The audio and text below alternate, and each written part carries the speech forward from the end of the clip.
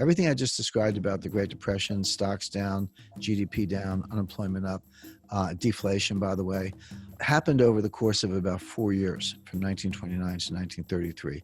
What we just saw happened over 4 weeks. So even if the declines and the shock is comparable order of magnitude, which it is, the time compression is unlike anything we've ever seen. You can't, wars are pretty horrendous, but you can't even compare it to a war. So things that played out over multi-year spans have played out in a couple of weeks. What that means is that, you can read the headlines, you can do the estimates, you can listen to the analysts and listen to what I'm saying now. Say, I got it. It's going to be pretty bad. But people have not internalized this. People don't, they may know it at some abstract level, but their lives, their lifestyles have not been radically changed as of this minute, but they will be. 10 million Americans have lost their jobs in the last 3 weeks. 10 million. 10 million. 10 million, right. So that by itself would take the unemployment rate well past 10%, which is the peak of where it was in 2008. Or in 1982, we had a bad recession. It also peaked around 10%. It's going to 25%. Businesses are hanging on. And bear in mind that our economy was weak before the coronavirus. All this happy talk from the White House about the greatest economy in U.S. history. It's all nonsense. I mean, the economy was growing. The U.S. was outperforming other developed economies. We were doing better than our trading partners. But growth was 11-year growth in 2009 to 2020 was about 2.2%. And the annual figures clustered around that. We had no 3% years. We had no recession years after June 2009. It was very much around 2.2%. It was the same under Trump as Obama. The economy looked about the same. Trump didn't mess it up, but he didn't, double the growth rate of Obama. Those economies looked about the same, which tells you that there were forces at play that had nothing to do with the public policy or personality of the president. It had to do with demographics, debt, technology, other forces, if you will, high debt to GDP ratios that were actually more powerful than a specific public policy. So we were weak going into this. The Fed, until the end of 2018, had been raising rates. The Fed, over the course of 2018, had been burning money. Everyone, they used to run into people, they'd say, I'm sick of the Fed printing money. I say, sorry, they stopped printing money in 2014. They were burning money. They were reducing the money supply from 4.5 trillion to about 3.8 trillion on their balance sheet between late 2017 and mid 2019. So the Fed was in a double tightening mode, raising rates and reducing the money supply.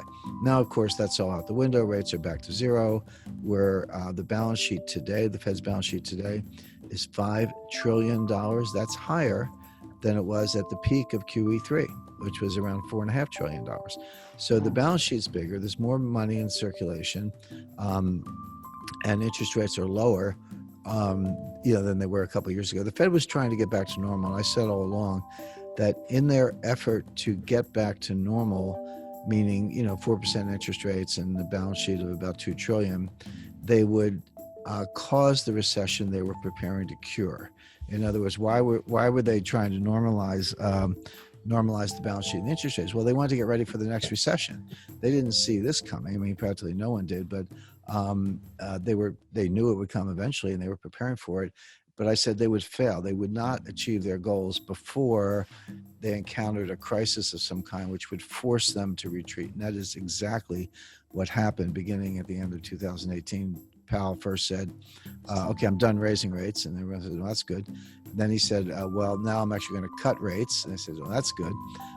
And then they said, we're going to abandon our quantitative tightening. And we weren't going to print money, but we were going to stop reducing the money supply. People said, that's good. By the way, that's what drove the stock market up in 2019. Yeah. The Fed kept giving the market candy until along comes coronavirus. So we had weak growth. The stock market was overvalued. We were uniquely unprepared for what has happened. So the idea that a strong economy took a beating is false. A weak economy took a beating, worse than the Great Depression, and now we have to go forward from here. So so the idea that the stock market's nowhere near a low, Negative interest rates are on the horizon. This depression, I don't call it a recession. It's not a recession. It's a depression, which is far worse. Let's see how long it lasts and what the damage is. But that's what we're in. And that has people you can say it, you can read it, but people haven't lived it. The expression you hear right now is pent-up demand. Well, okay, we're all staying home. No one's going out to a restaurant or whatever. But once the doors are open and the virus is contained, we're all going to be running out, and that pent-up demand. So, no, this is a timing difference. Second quarter will be worse. Third quarter, maybe fourth quarter will come roaring back, and you'll get your V-shaped recession. That's nonsense. It reminds me of 2009, 2010. I remember, you were around, I was around. We heard the expression, at least in the U.S., green shoots. Everyone was, commenting, here come the green shoots. Look at the green shoots. That was nonsense. They were brown weeds. They weren't green shoots.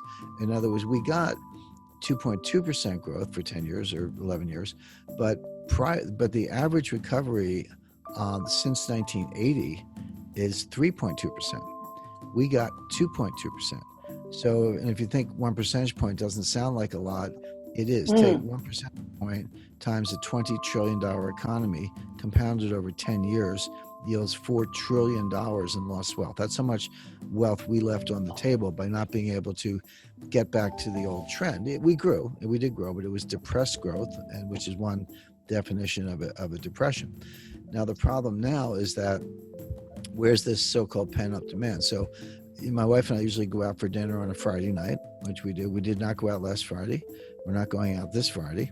May not go out for a while, but let's just say that by August, things are back to normal and we decide to go out for dinner. We're not going to order 10 dinners. We're going to order one. We're going to sit down and have dinner. Those other 9 dinners that we skip, that is lost output, permanently lost output. It's not a timing difference. Now, it's true that if I were going to buy a car last week and I chose not to because the dealer's closed, and I go out in August and buy the car, okay, that's a timing difference. We subtract it from second quarter GDP, add it to third quarter GDP. So that could be pent-up demand, so-called. So that is a timing difference. So then what you have to do to analyze future growth, you say, okay, well, of everything that's going on, how much are permanent losses and how much are temporary losses, timing differences? Well, 70% of the U.S. economy is consumption, and about 60% of that are services, not goods, meaning 42% of the entire economy is consumption of services, bars, restaurants, theaters, concerts, shows, movies, etc. And most of that, as I described, is lost permanently. So you're never going to get that back. And then the question is, how do you grow from there? Well, here, let's say you're a restaurant and you have 20 employees. Now your doors are shut. You've terminated all 20 of your employees. They're applying for unemployment, so they're getting some check from the government, but you've closed your business. You're hanging on because most of these kinds of small businesses are not well capitalized anyway. They don't have a lot of working capital. By the way, 42% of the jobs in the U.S. are small businesses. It's not, IBM and General Electric. It's restaurants, dry cleaners, pizza parlors, and the like. Okay, so now let's say it's all clear, the virus is contained, you reopen your restaurant. Are you going to hire back all 20? Or will you perhaps say, well, I'll hire back 10 and we'll see about the other 10? You're going to have the same crowd? No, because behavior changes. You're going to have to set up fewer tables because they're going to have to be further apart. In other words, you're not going to recover all that lost growth, and 10 of those people are not going to get their jobs back. This is for the ones who hang on. There will be a lot of bankruptcies in the meantime. People just say, well, sorry, I'm just closing up shop permanently. I'm not reopening this restaurant. And so when you take into account the permanently lost output, because it's gone, it doesn't come back. You don't have the 10 dinners as I described, plus the permanently lost jobs where you get terminated for reasons we all understand right now, but you don't get hired back for a lot of other reasons.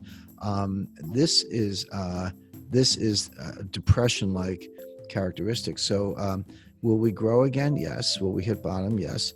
But we're going to hit bottom maybe 30%. I mean, I always talk about this all the time in terms of hedge fund performance. When you're down 30%, and then you go up 50%. Well, that's 50% of 70, which is only 35. I mean, that the math doesn't work in reverse in terms of. Let's say we went down 30%, which seems likely. Let's say we had 10% growth. I've never seen 10% growth in a quarter in the United States. I've looked at a lot of time series. The biggest quarter I saw was during the Eisenhower administration in the 1950s. We had one quarter where the economy grew 8%. We had a couple of years under Ronald. The economy grew 5-6%.